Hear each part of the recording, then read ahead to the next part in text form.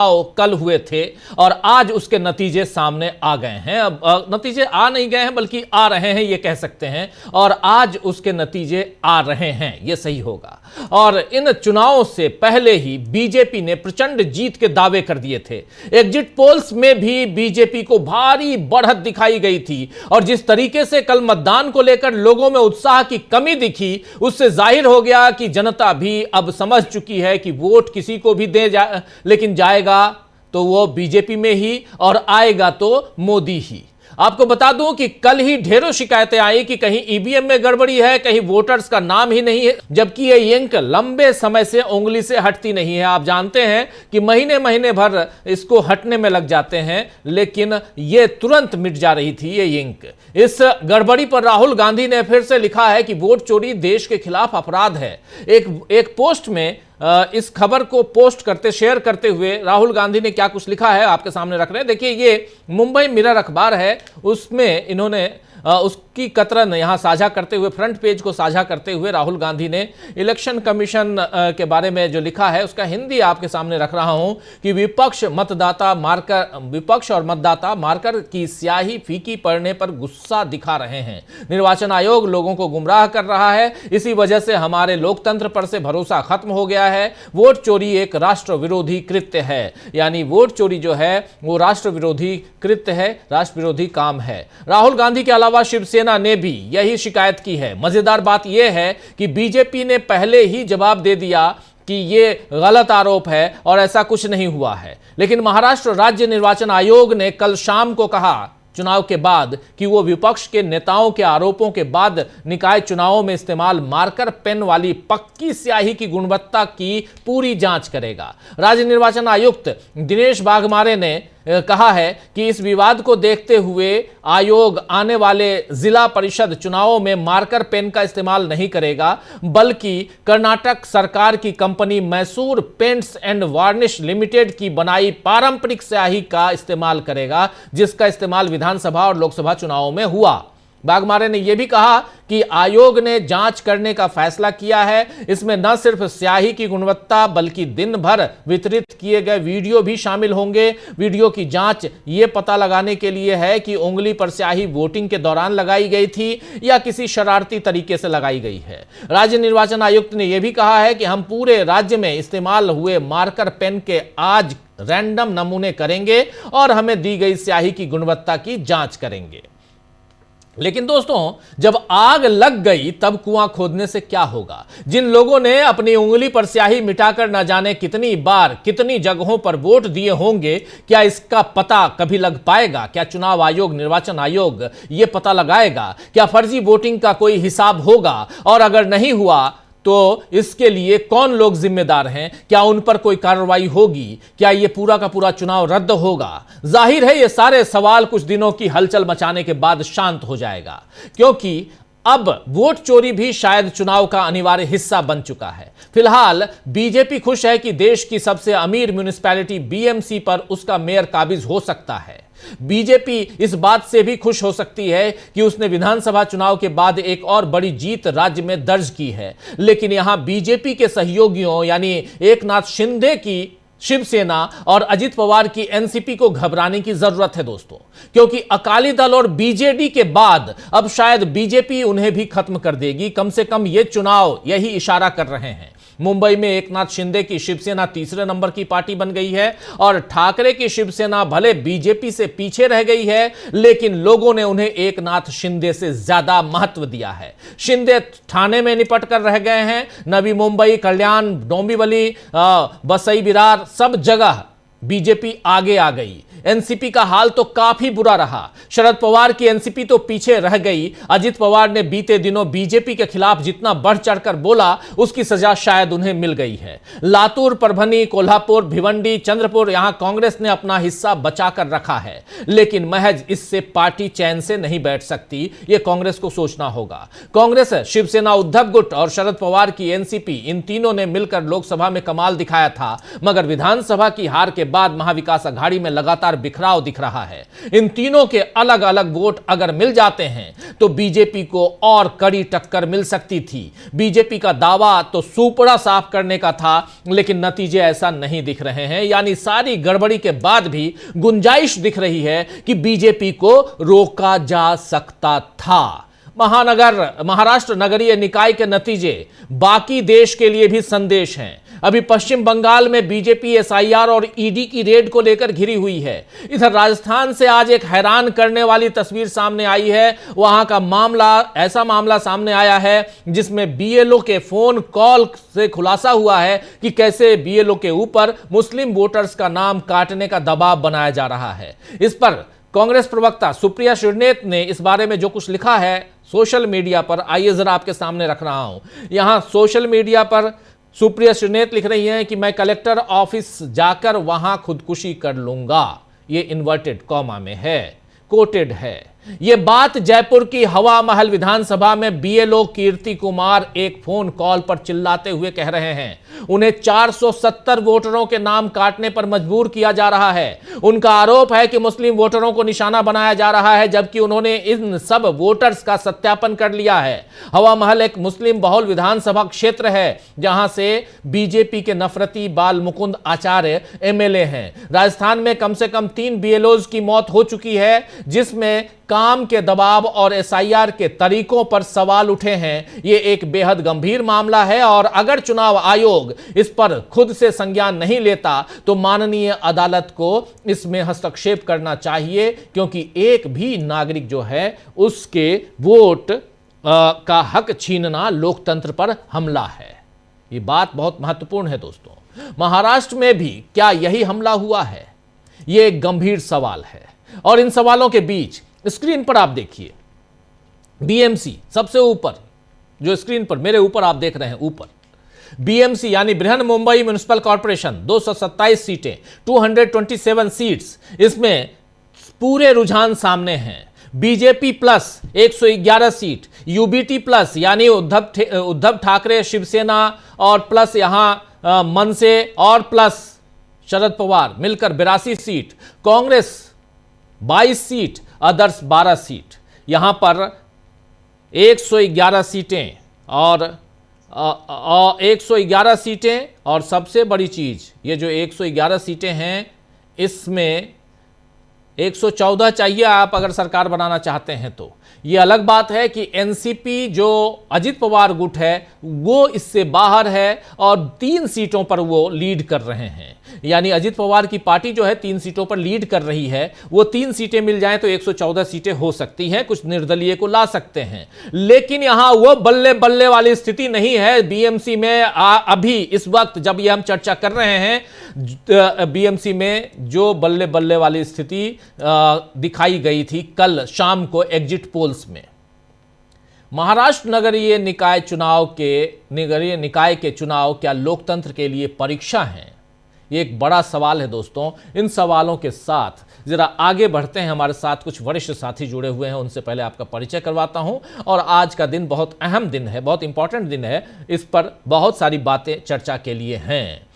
मैं यहां पर बंगाल या एसआईआर इसकी बात नहीं कर रहा हूं, सीधे सीधे हम अभी चर्चा करेंगे यहां महाराष्ट्र में हुए चुनाव की। और इस महाराष्ट्र में हुए चुनाव, नगरीय निकाय के चुनाव का कितना असर देश पर पड़ने जा रहा है, इसकी चर्चा। और इन सब से ज्यादा चर्चा इस बात की कि सारी तिकड़में करने के बाद भी लोकसभा चुनाव 2024 में 240 पर सिमट गई थी भाजपा, और इस नगरीय निकाय चुनाव में अभी तक 111 पर भाजपा प्लस सिमट चुकी है।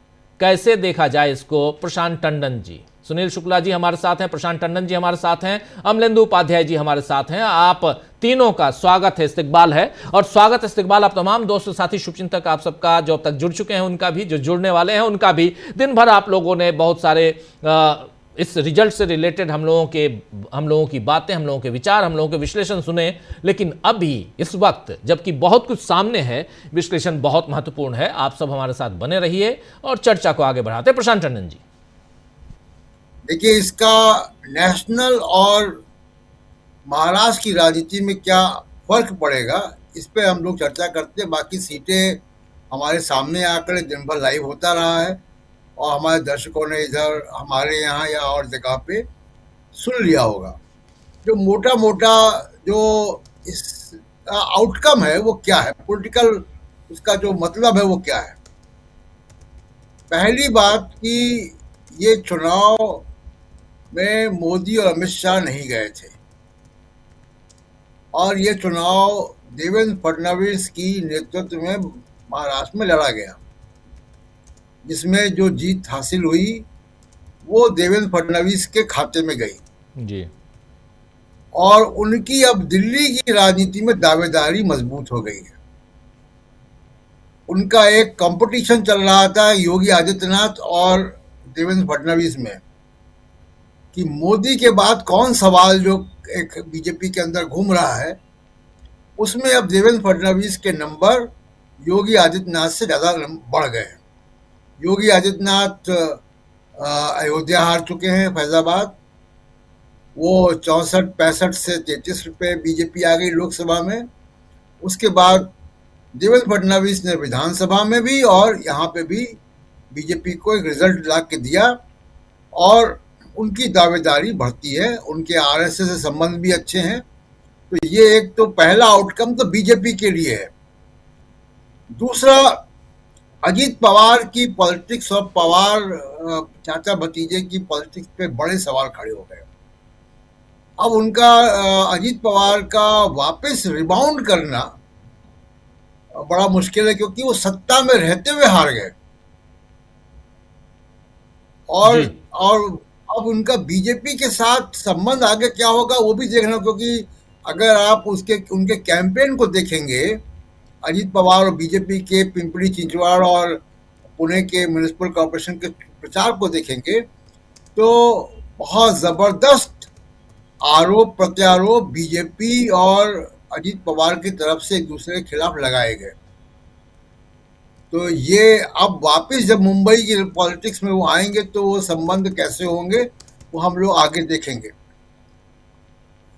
दूसरा, जो तीसरा बड़ा आउटकम है वो ये है कि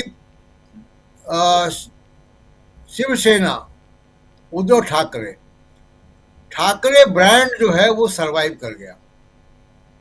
सत्ता में ना होते हुए भी तमाम सारे दबाव, तिकड़म, कॉर्पोरेट मनी, इलेक्शन कमीशन, इन सब के बावजूद जो ऊपर आपको लिस्ट दिख रही है 82, उसमें लगभग 77 जो है वो उद्धव ठाकरे शिवसेना के हैं। किसी एग्जिट पोल ने कल ये परफॉर्मेंस नहीं बताई थी उनकी, और मैंने सुबह भी कहा था कि अगर वो 70 का या 65 का भी आंकड़ा पार करते हैं तो ये माना जाएगा कि वो मजबूत स्तंभ हैं महाराष्ट्र की पॉलिटिक्स में, मुंबई की पॉलिटिक्स में। तो शिवसेना, उद्धव ठाकरे और ठाकरे ब्रांड, जो कि दोनों भाई भी साथ में आए इस बार, और आदित्य ठाकरे ने भी कैंपेन किया और उन्होंने अपनी राजनीति को बदला है। हिंदुत्व की राजनीति को छोड़कर वो मराठी मानुस की राजनीति में और विकास की राजनीति में आए हैं, इंडिया गठबंधन के साथ हाथ मिलाया है जी। ये बड़ा प्रयोग था और वो प्रयोग कामयाब होता है। ये इंडिया गठबंधन के लिए, महाराष्ट्र की आगे की राजनीति के लिए एक अच्छा संकेत है और ये मुंबई के मतदाताओं ने, महाराष्ट्र के मतदाताओं ने ये रुझान दिखाया है कि उनका ठाकरे पर विश्वास अभी कायम है। ये कुछ जो है वो टेक्स हैं जो कि मैं देख पा रहा हूँ कि नेशनल और महाराष्ट्र की पॉलिटिक्स में इसका असर क्या होगा। एक असर और होगा कि इलेक्शन कमीशन के खिलाफ गुस्सा और बढ़ेगा, मुहिम और बढ़ेगी। और एक आखिरी बात इस दौर में कि बहुत सारे विनिंग कैंडिडेट को, जो प्रोस्पेक्टिव कैंडिडेट थे, यानी जिनको शिवसेना या दूसरी पार्टियां अपना उम्मीदवार बना रही थी, कांग्रेस पार्टी या एनसीपी पवार, उनको बीजेपी ने तोड़कर अपने यहाँ मिलाया। बीजेपी को खबर थी कि ये उम्मीदवार बनेंगे, उनको अपने यहाँ मिलाया और वो जीत गए। उसमें तमाम अपने सिटिंग जो कॉर्पोरेटर्स उनके टिकट काट दिए।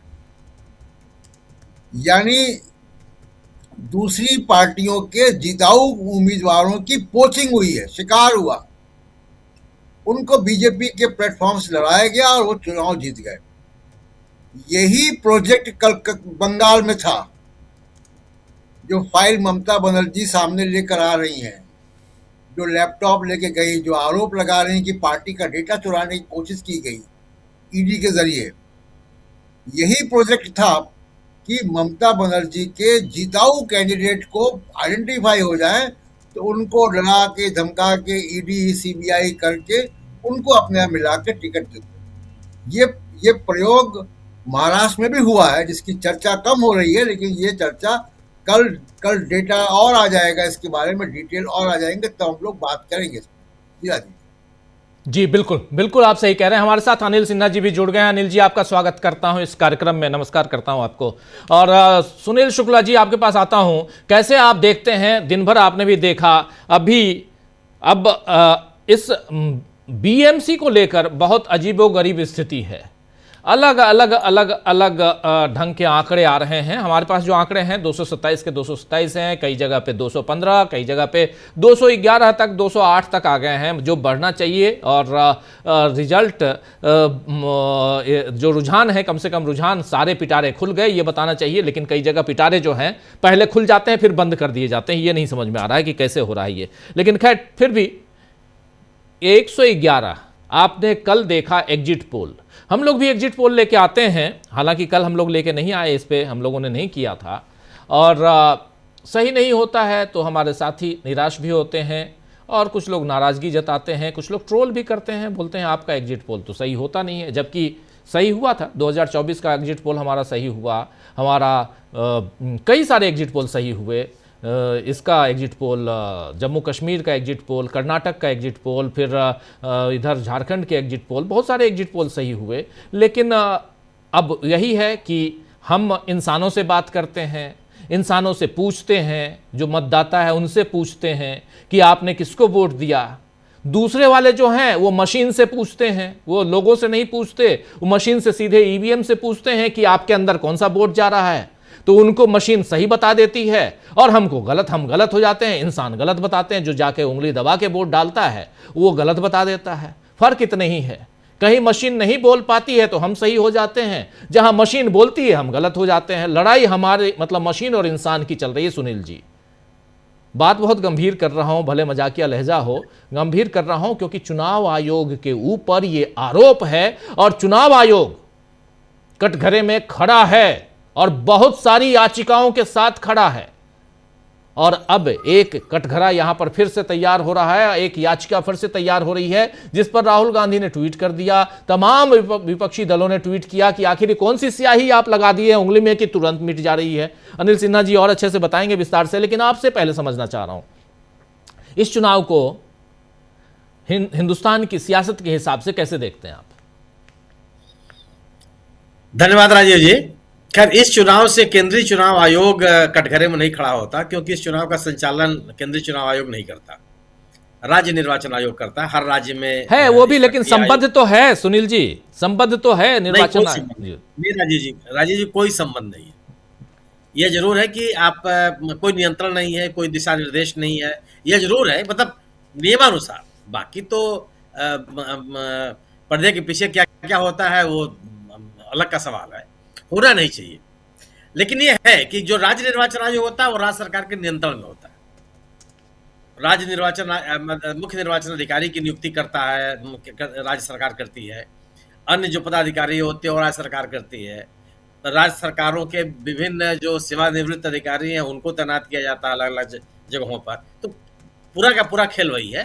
तो जब आप यह जरूर कह सकते हैं कि जब केंद्रीय निर्वाचन आयोग, जिसको संविधान के द्वारा इतने संरक्षण प्राप्त है, उनको इंडिपेंडेंटली काम करने के लिए के अवसर नहीं मिल रहे हैं या उन पर दबाव बनाया जा रहा है, तो राज्य निर्वाचन आयोग कितना स्वतंत्रता से काम कर लेगा? यह बिल्कुल वाजिब सवाल है।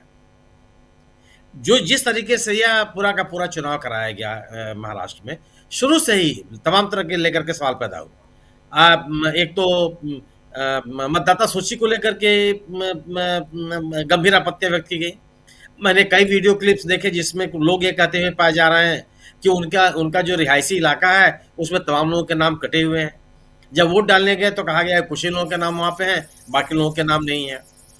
और जो चुनाव कराने की जो एक नई मशीन जोड़ी गई, बिना लोगों को विश्वास में लिए, बिना उसका डेमो दिखाए, एक हमारे साथी कह रहे थे कि वो मतदान करने के लिए गए तो उनको वीवीपैट ही नहीं दिखाई पड़ा कि कहाँ पे है ये। तो तमाम तरह के आरोप लगे हैं निर्वाचन इसमें को तो लेकर। वीवीपैट है ही अब नहीं, इसमें इसमें है ही नहीं, अभी इस्तेमाल ही नहीं वही हुआ, वही इस्तेमाल ही नहीं हुआ वही है। मैं कह रहा हूँ, वही कह रहा हूँ कि वीवीपैट कहाँ पे है वो खोज रहे थे। और उन्होंने उन्होंने हमसे ये भी कहा कि वो अपने कई मित्रों से पूछे कि भाई हमको नहीं दिखाई पड़ा, हो सकता है हम झटके में निकल गए हों, आपको कहीं दिखाई पड़ा हो। तो तमाम उनका कहना है कहीं नहीं दिखा। तो जो बात बात कर रहे हैं वही सच्चाई है।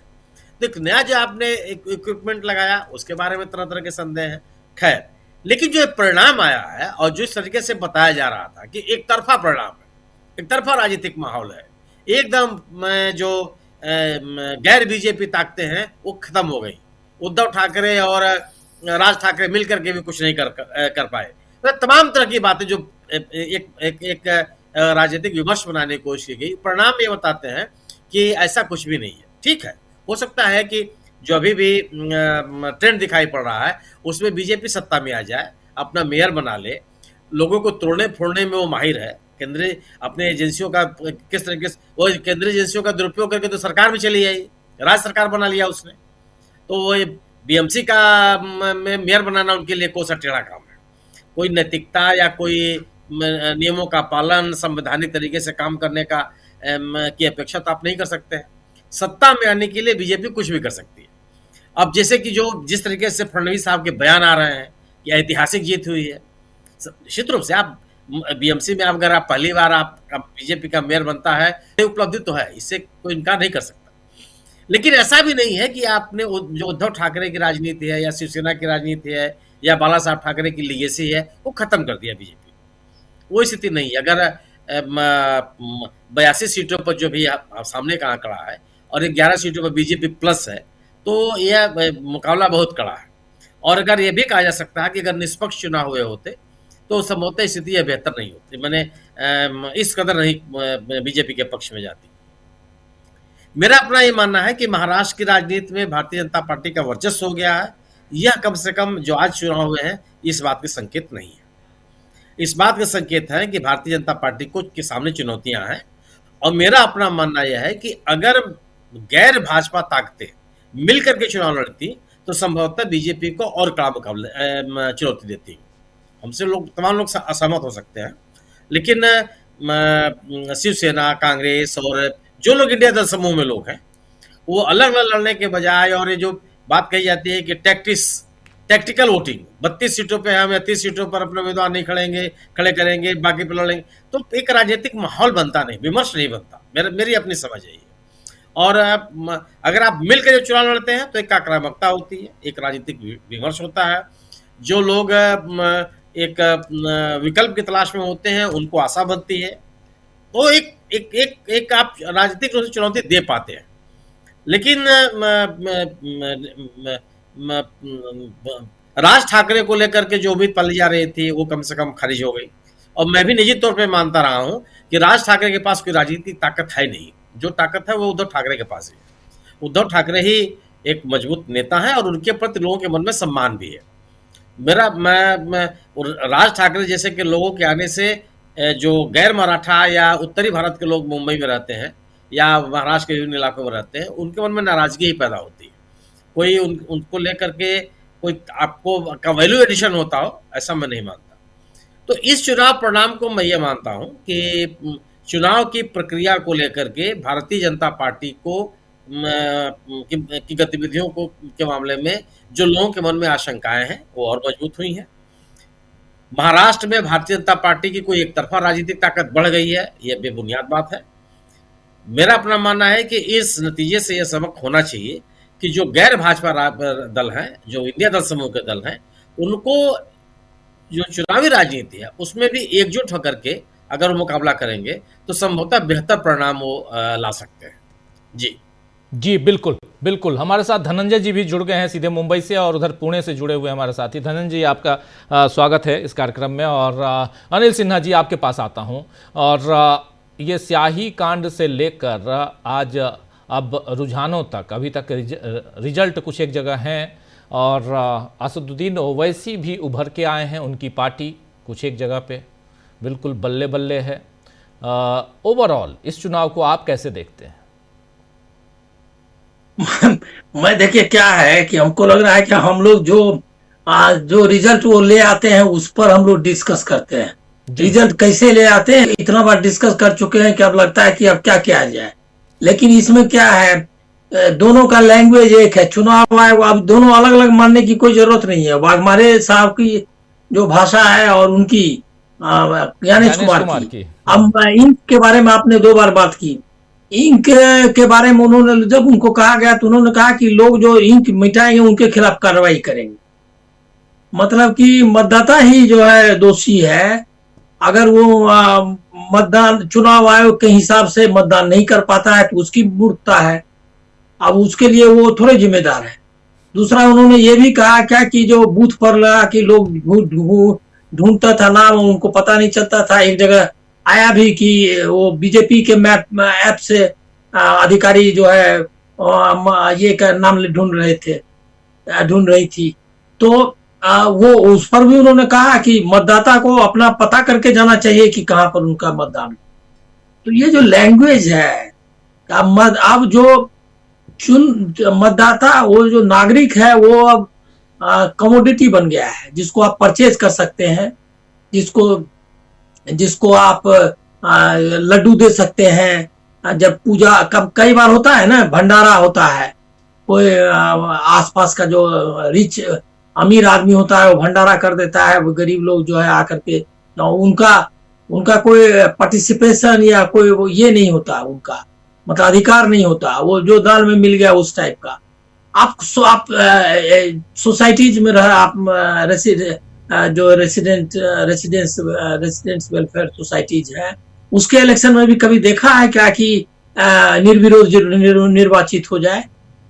कभी जितनी बड़ी संख्या में यहाँ लोग निर्विरोध निर्वाचित हुए। एक सोसाइटी में जिनका रोज सुबह से शाम तक एक दूसरे से मिलना जुलना है, एक दूसरे के साथ चाय पानी करना है, एक साथ ही क्या कहते हैं सेलिब्रेट करना है, वो जब एक निर्वाचित नहीं कर पाते निर्विरोध, तो ये वार्ड में म्युनिसिपल इलेक्शंस में कैसे निर्वाचित हो गए? और उसके किस्से भी आए। लेकिन क्या है कि हम लोग इसके आदी हो गए। अब वो कैसे बैठा दिया, उसके बीजेपी के ही कैंडिडेट्स का है कि घर में बंद कर दिया, उसके ही लोगों ने कि नहीं तुम वापस नहीं लेना है। अच्छा, ये जो सूरत मॉडल आपको पता चला, उस समय लगा था कि सूरत मॉडल जो निर्विरोध निर्वाचन का, वो मॉडल लगा था क्या कि एक केस हो गया। अब इससे देवेंद्र फडणवीस ने जो मॉडल है उसको मुकम्मल कर दिया ये में महाराष्ट्र में। तो देवेंद्र फडणवीस पर हमको चर्चा करनी चाहिए, जो प्रशांत जी ने की, कि देवेंद्र फडणवीस जो रियल जो बीजेपी नई बीजेपी बनी है उसके सही उत्तराधिकारी वही है।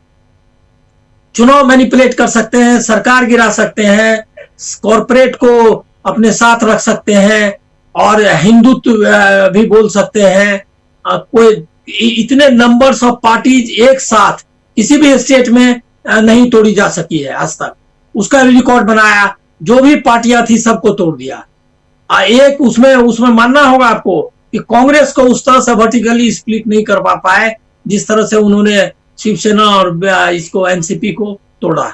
तो ये जो कारीगरी है उसमें आप उसमें ऐड किया, उसके जो उनकी पर्सनैलिटी है, उनकी जो पॉलिटिकल पावर है, उसमें इससे ऐड हुआ है।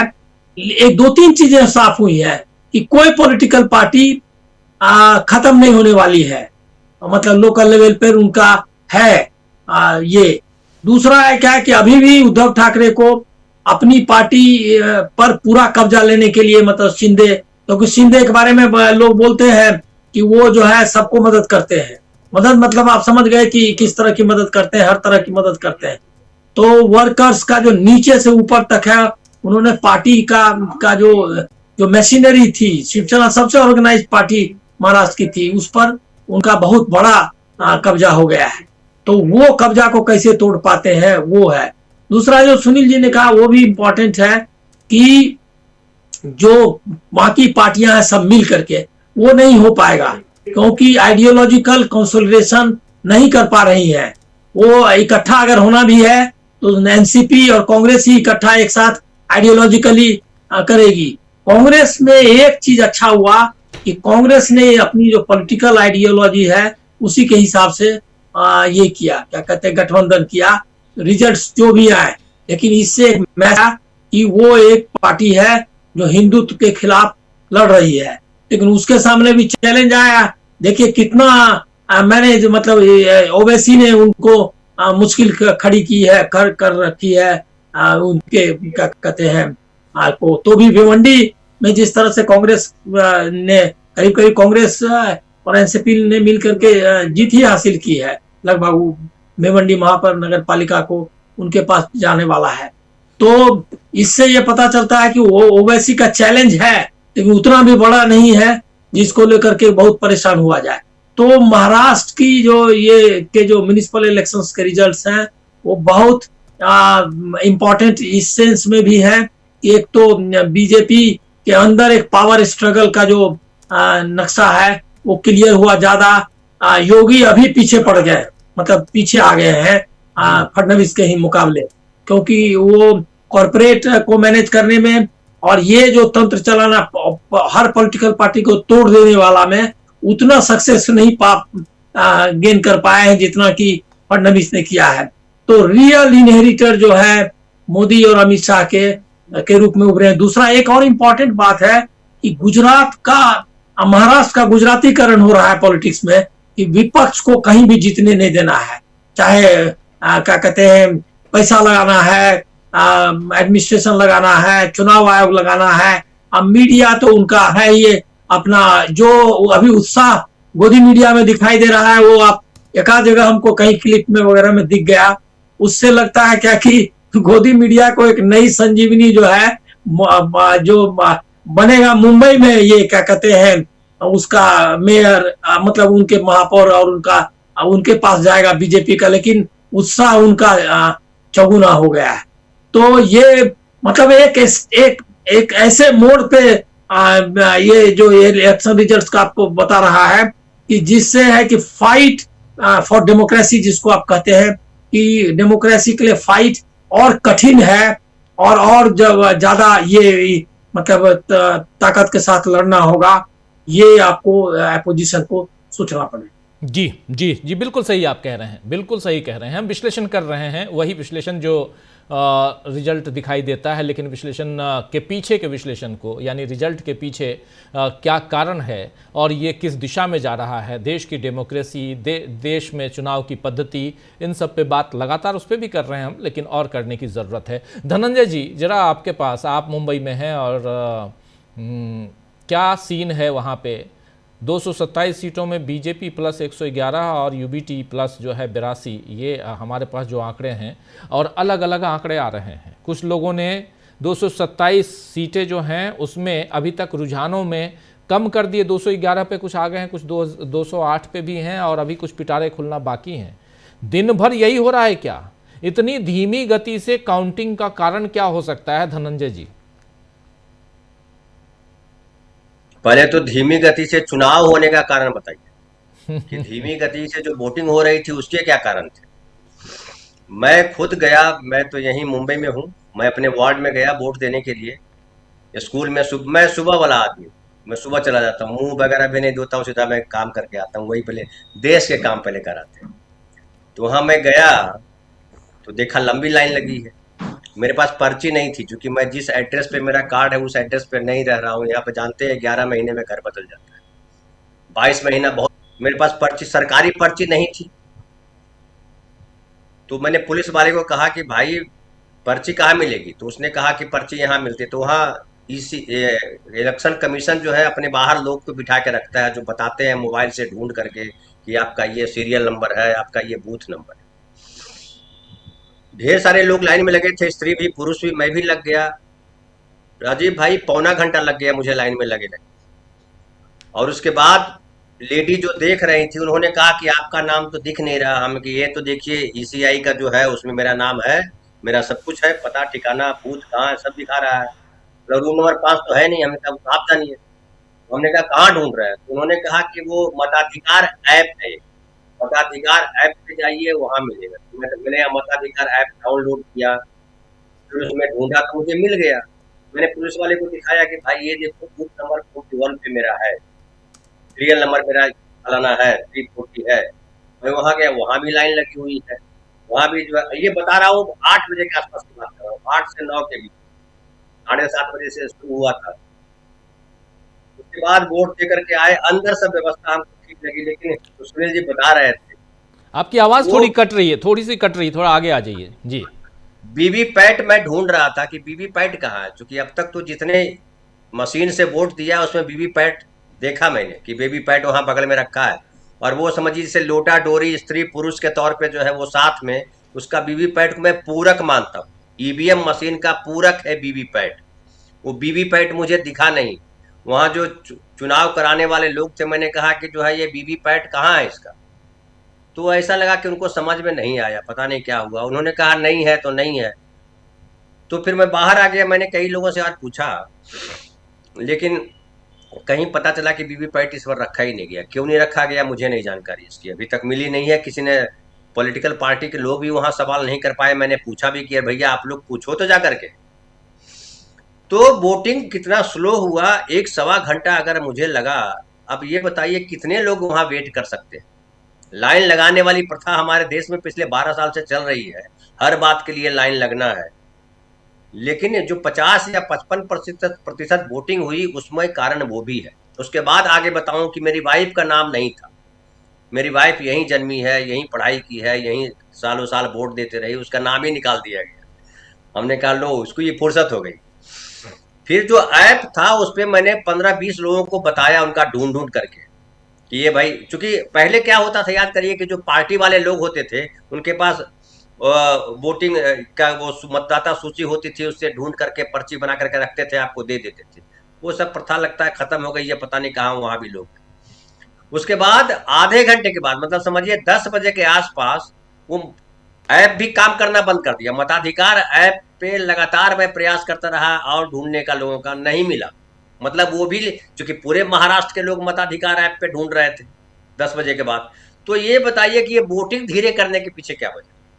एक सवाल ये, आप कहते हो कि हर आदमी को, ये जो चुनाव आयोग है उसका मकसद है कि कोई भी योग्य मतदाता, मैं एकदम ज्ञानेश कुमार की भाषा में बोल रहा हूं, कोई भी योग्य मतदाता न छूटे। अरे हजारों लाखों मतदाता छूट गए भाई, मेरी बीवी भी छूट गई। ज्ञानेश कुमार जी क्या जवाब देंगे? प्रीति सोमपुरा एक पत्रकार है, उन्होंने बताया कि उनकी बिल्डिंग के 40 लोगों के नाम में से 6 ही के नाम थे, 34 लोगों के नाम छूट गए, और ये सब हिंदू है। मुसलमान होते तो एक बार समझ में आता कि मुसलमानों को काट ही देते हैं ये लोग।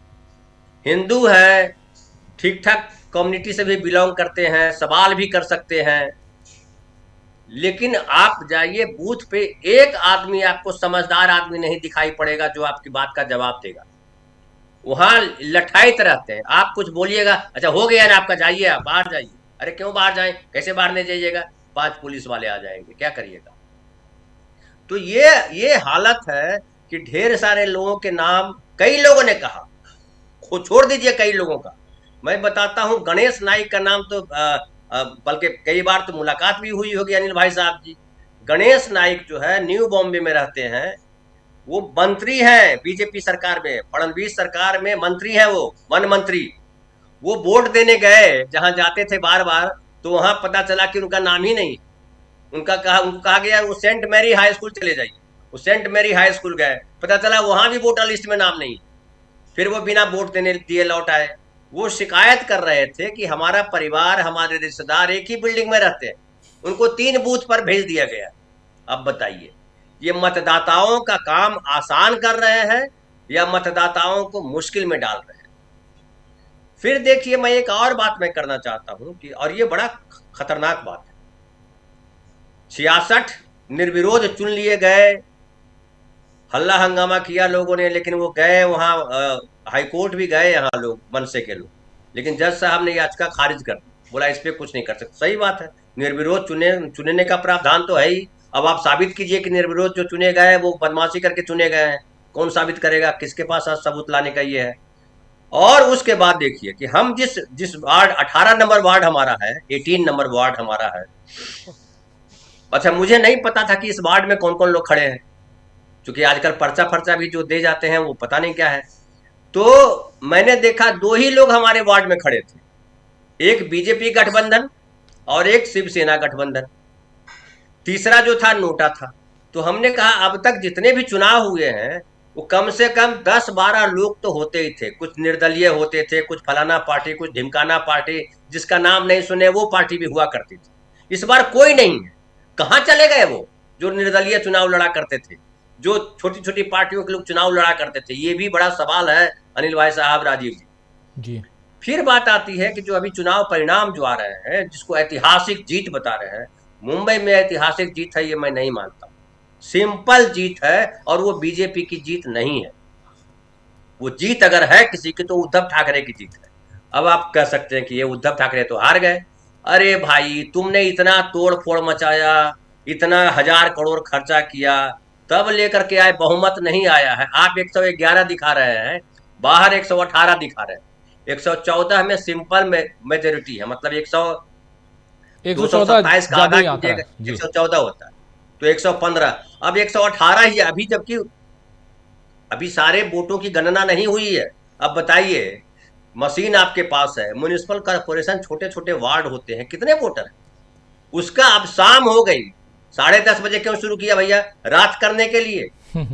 आप 7:30 बजे भी शुरू कर सकते थे, 8 बजे भी शुरू कर सकते थे, 10:30 बजे वोटिंग क्यों शुरू की?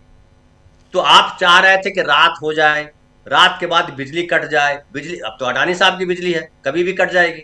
आप याद कीजिए, राज ठाकरे जब रैली कर रहे थे शिवाजी पार्क में, एनडीटीवी पे लाइव चल रहा था, और जैसे ही आया अडानी वाला कि अडानी देश में किस तरह से 2014 से विस्तार पाए, बंद कर दिया। हमने कहा लो, अरे ये तो तारीफ कर रहे थे कि 2014 में उनके पास 2 ही कंपनी थी, 2026 में 500 कंपनियां हो गई। ये तारीफ की बात है कि छुपाने की बात है? ये तो अच्छी बात है कि अडानी साहब ने इतनी तरक्की कर गए। दुनिया के देश उनको बुलाएंगे कि भैया 10 साल में इतनी तरक्की कैसे कर गए। तो अब जो है अडानी साहब का मुंबई में जिस तरह से प्रवेश है, मतलब जिधर जाइएगा ना, आपका हाथ जिधर जाए, आपका मुंह जिधर जाए, हर तरफ जो है वो अडानी साहब है। अडानी का, आपकी बिजली अडानी की, आपका एयरपोर्ट अडानी का, आपकी सड़क अडानी की, आपकी बिल्डिंग अडानी की, आपका पानी अडानी का, आपका पता नहीं क्या क्या अडानी का, हवा भी हो सकता है अडानी के हो जाए।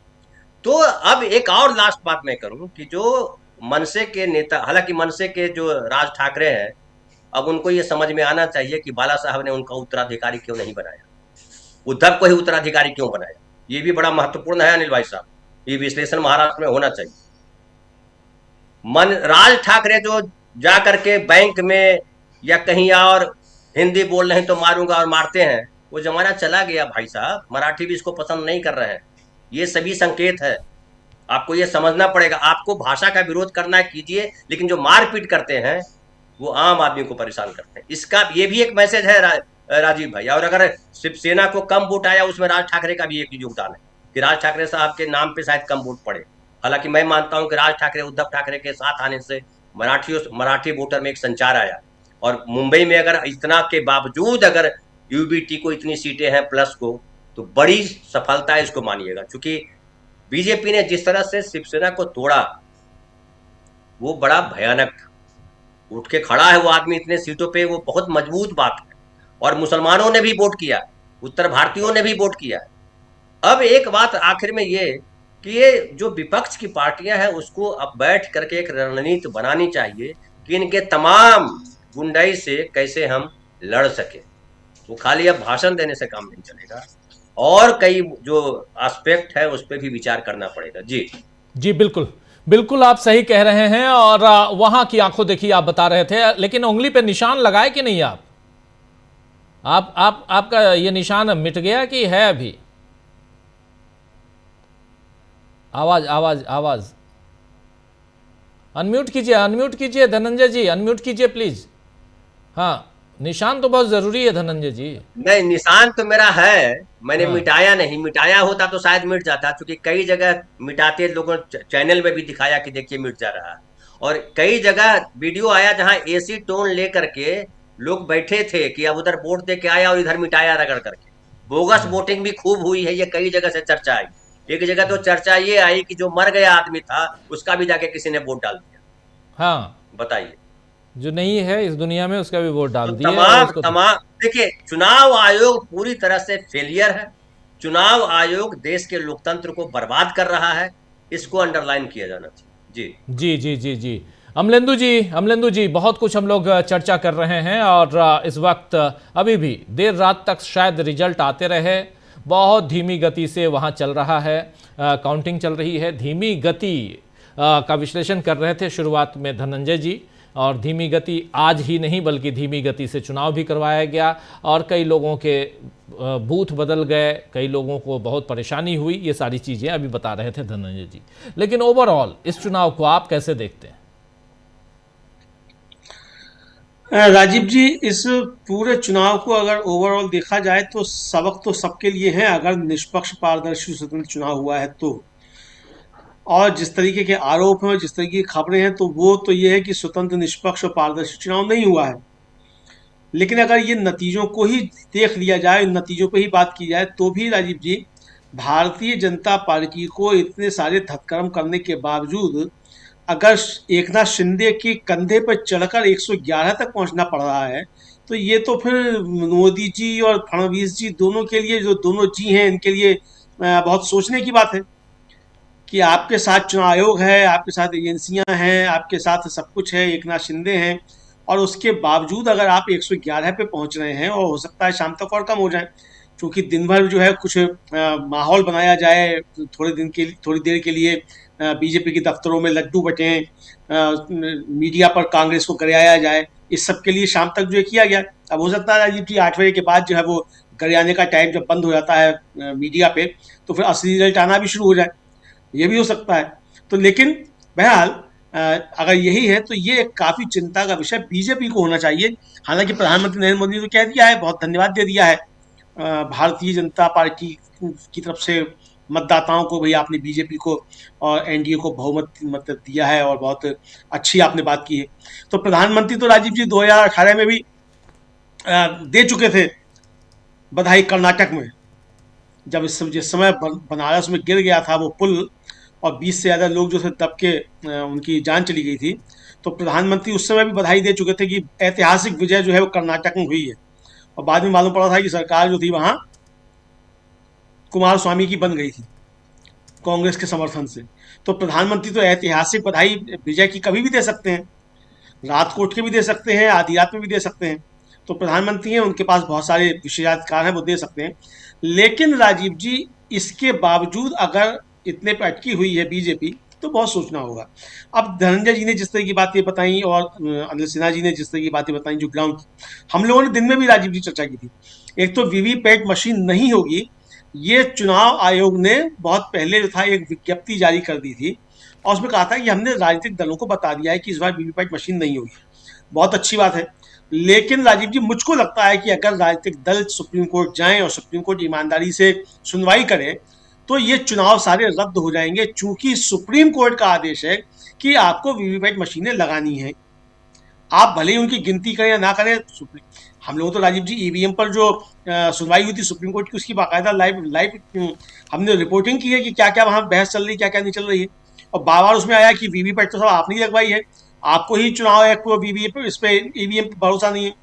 ये प्रशांत भूषण का तर्क था कि आपने ही इसको जो है लगवाया है वीवीपैट को।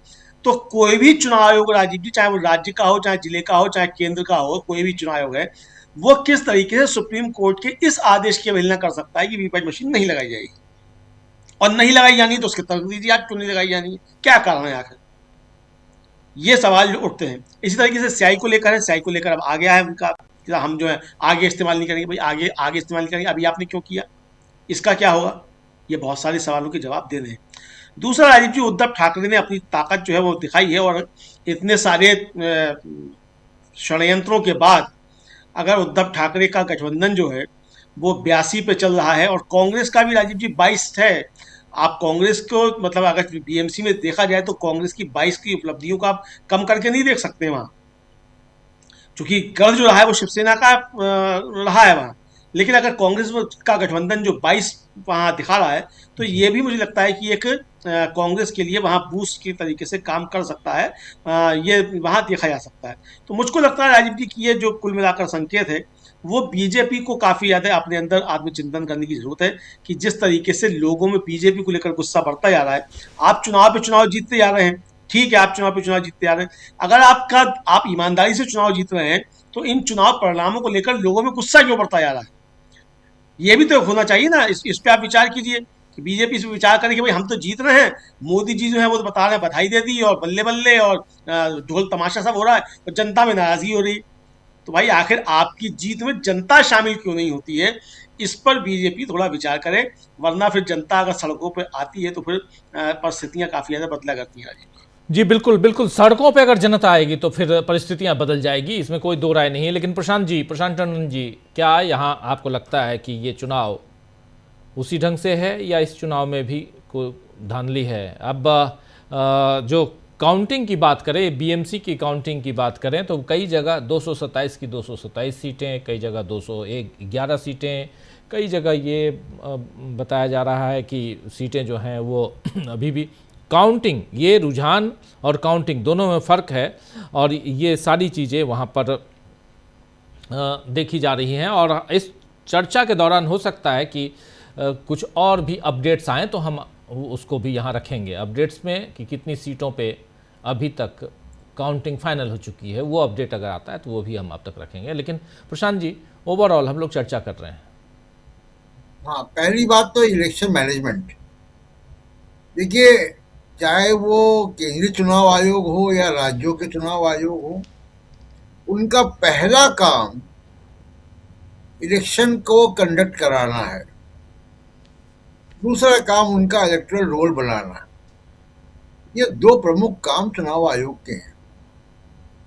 लग रहा है ऐसा कि चुनाव कराना जो है उनकी प्राथमिकता नहीं है, उनका फोकस हट गया है इलेक्शन मैनेजमेंट। आप याद कीजिए, हम सब मतदाता हैं यहाँ पे जितने लोग हैं, और हम लोग एक दो चुनाव के नहीं है, कोई दशकों से मतदाता हैं हम लोग जी। और हम लोगों ने न जाने कितने चुनाव रिपोर्ट किए, कितने चुनाव में वोट डाले हैं, अलग अलग शहरों में वोट डाले हैं। मैं तो 3 शहरों का मतदाता रह चुका हूँ।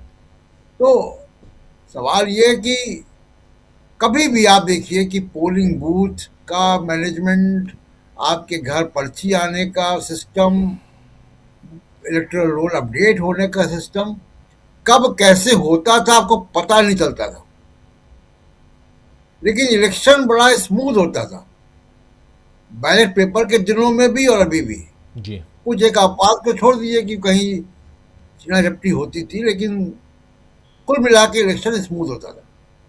अब आप देखिए, टेक्नोलॉजी एडवांस हो गई है, ट्रांसपोर्ट अच्छा है, कम्युनिकेशन है, इंफॉर्मेशन टेक्नोलॉजी है, एआई है। इन सब के ज़माने में इतनी स्लो पोलिंग और इतना स्लो काउंटिंग, कोई आप इसकी कल्पना कर सकते हैं? बैलेट पेपर के दिनों में भी महापालिका के चुनाव की रिजल्ट तब तक आ जाते थे जी। तो ये एक बड़ा सवाल जो है पैदा होता है। दूसरा, जो लो टर्नआउट हुआ है।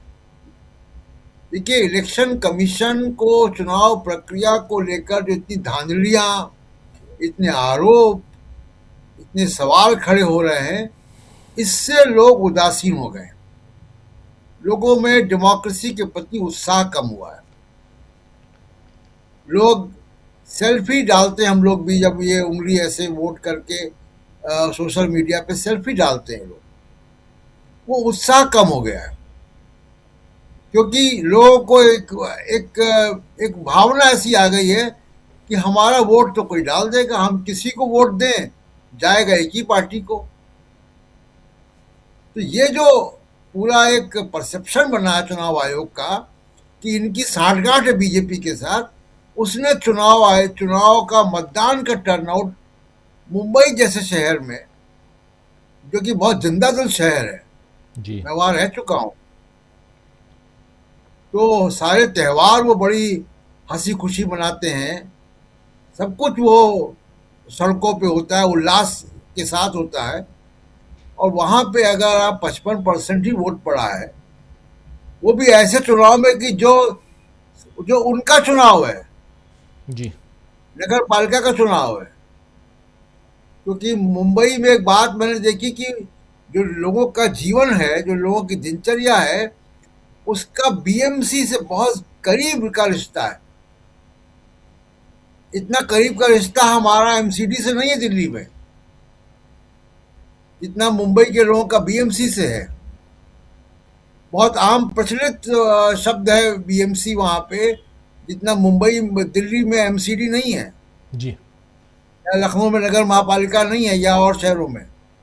तो मुंबई की जो कल्चर है उसमें बीएमसी का एक बड़ा एक बॉन्डिंग है। उसके बावजूद इतना कम टर्नआउट, और इसका जो पॉलिटिकल संदेश है, देखिए, मैन ऑफ द मैच जो है वो उद्धव ठाकरे हैं। जी तो इस चुनाव में दो लोगों का, उद्धव ठाकरे और देवेंद्र फडणवीस, ये दो लोग मेडल लेके निकले हैं। और उद्धव ठाकरे तमाम एग्जिट पोल और ईडी और सीबीआई और एजेंसियां, धांधलियां, पैसा, तोड़फोड़ पार्टी में, सुप्रीम कोर्ट का भी ढुलमुल रवैया, इन सब के बावजूद वो जो है जिंदा है राजनीति में।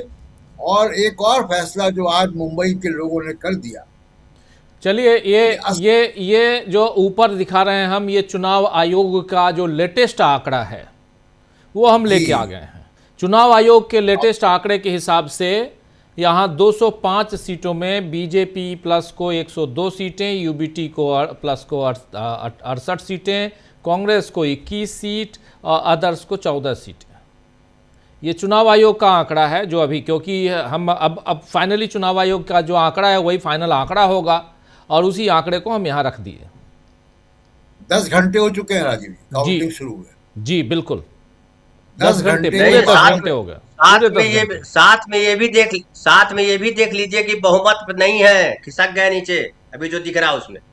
हाँ जी, वो भी है। तो एग्जिट पोल भी गलत हुए, लेकिन जो बात में कह रहे थे कि देखिए, उद्धव ठाकरे बड़े विनर होकर निकले इसमें, और मुंबई की जनता ने असली और नकली शब्द का फैसला भी कर दिया कि बाल ठाकरे के साथ है, ये भी तय हो गया आज इस इलेक्शन में। दूसरी एक महत्वपूर्ण बात जो मुझे अभी तक ट्रेंड में समझ में आ रही है, आंकड़े भी और आएंगे कल तक तो देखेंगे, कि उद्धव ठाकरे को मराठी भाषी के अलावा और भी वोट मिले, क्योंकि मुंबई में अब मराठी भाषी पहले की तुलना में कम हो गए। अब 35-40% ही मराठी भाषी है वहां पे। अब गुजराती और हिंदी भाषी भी उतनी ही संख्या में है, दोनों को मिला लें तो इसलिए आप देखिए कि उद्धव ठाकरे को मराठी भाषी लोगों के अलावा भी वोट मिले, तभी इतनी सीटें दिख रही हैं। तो ये एक बड़ी जीत हुई है। देवेंद्र फडणवीस के बारे में मैं कह चुका हूं कि वो एक छोटा सा और एक जो चुनाव है, सीट है, जिसकी मैं चर्चा करना चाहता हूं, वो है धारावी। जी, धारावी ने तीसरे चुनाव में एक संकेत दिया है कि उसको अडानी मंजूर नहीं है। लोकसभा में, विधानसभा में और इस बार चुनाव में, तीनों चुनाव में उसने कांग्रेस को जिताया वहां से। और धारावी हम लोग गए थे राजीव जी, आपको याद होगा जी, कि हर दरवाजे पे एक नंबर छपा हुआ है। वो नंबर क्या है कि इनको इस मकान को गिराना है, तोड़ना है, ये मकान हटेगा। तो इस जो दरवाजों पे नंबर लिखे हुए हैं वहां पे, उसने वहां पे बीजेपी को हरा दिया। और ये जो धारावी का चुनाव है, वो अडानी के खिलाफ एक लोगों का जो है भावना सामने आती है। जी राजीव जी बिल्कुल बिल्कुल। ये जो अदर्स 14 सीटें हैं, इसमें से 8 सीटें AIM के पास है, 8 सीटें रुझानों में AIMIM यानी असदुद्दीन ओवैसी की पार्टी, और 2 सीट समाजवादी पार्टी अखिलेश यादव की जो पार्टी है, 2 seat Samajwadi party, 8 seat Asaduddin Owaisi की पार्टी, 8 2 10 बचे 4 और 14 में से, और उसमें NCP भी है, अजीत पवार की पार्टी, और NCP के पास 2 है और 2 निर्दलीय हैं।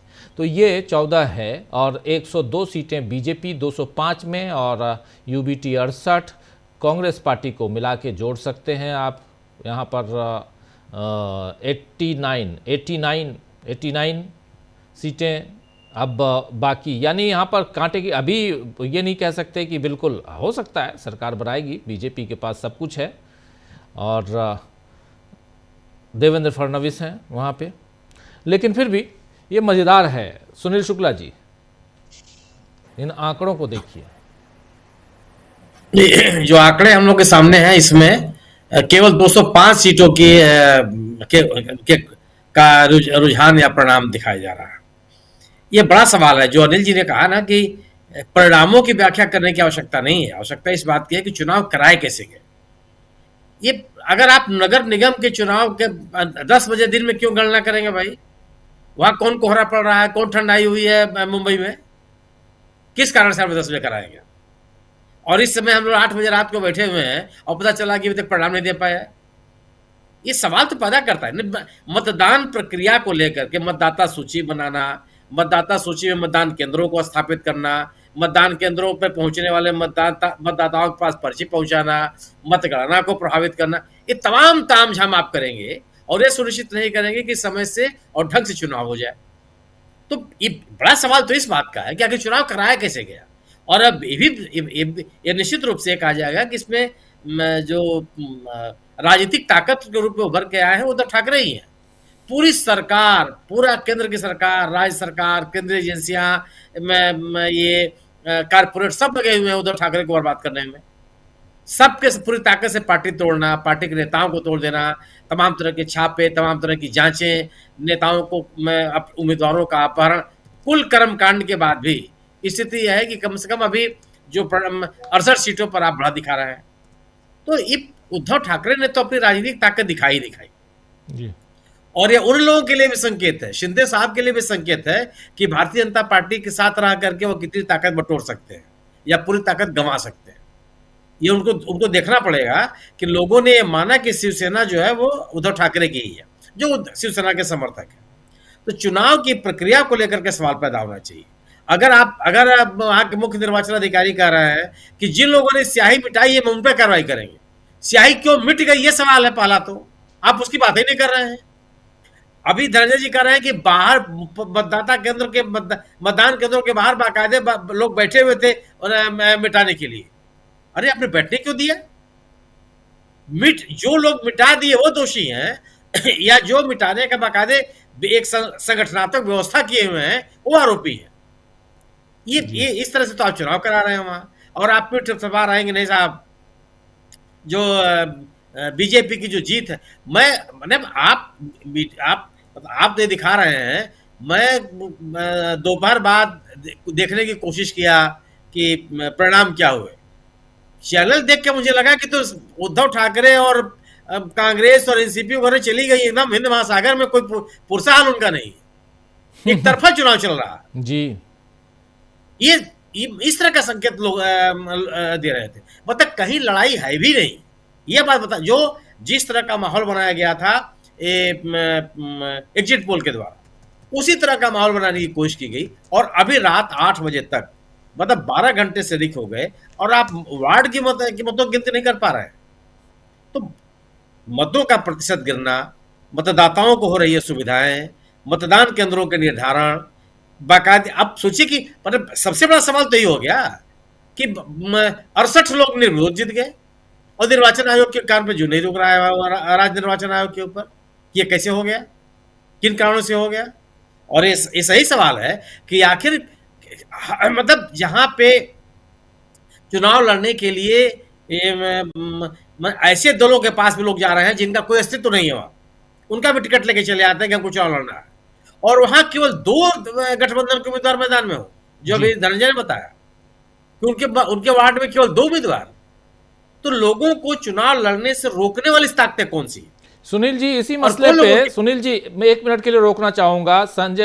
संजय राउत का बयान अभी सुनाता हूं। इसी मसले पे संजय राउत कह रहे हैं कि जिस ढंग से वोटों की गिनती चल रही है उससे देखकर फाइनल नतीजे जो हैं वो आधी रात तक आएंगे, शायद ऐसा लगता है। लेकिन वोटों की गिनती को लेकर तमाम नेता अब चिंतित हैं।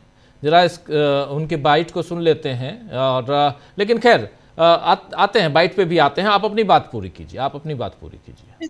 सवाल एक गंभीर सवाल है कि आप चुनाव में मतदान की प्रक्रिया को प्रभावित करेंगे, मतदाताओं की शिकायतों पर आप ध्यान नहीं देंगे, और मतगणना का तो एकदम ऐसी तैसी कर दिया है आपने।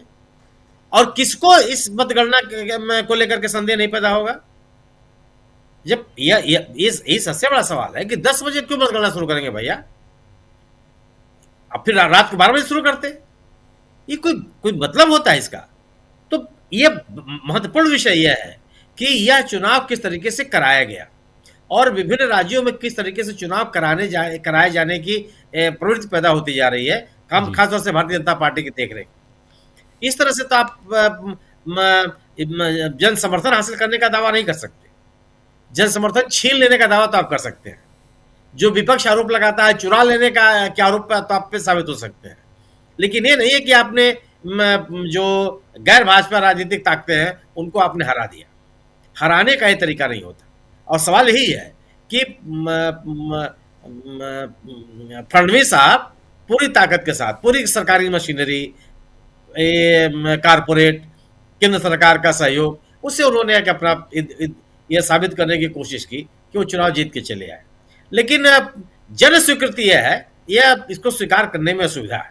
जी बिल्कुल आप सही कह रहे हैं। जन स्वीकृति है और इसको स्वीकार करने में थोड़ी परेशानी तो होगी। जरा एक बार फिर अनिल सिन्हा जी, अनिल जी, ये जो आंकड़े हैं ये चुनाव आयोग के जो आपके ऊपर क्योंकि हम लोग भी परेशान थे कि कहीं कुछ और कई जगह पे ईवीएम खुलने की बात हो रही है, कई जगह नहीं हो रही है, और अब परेशान वहाँ के नेता भी हैं।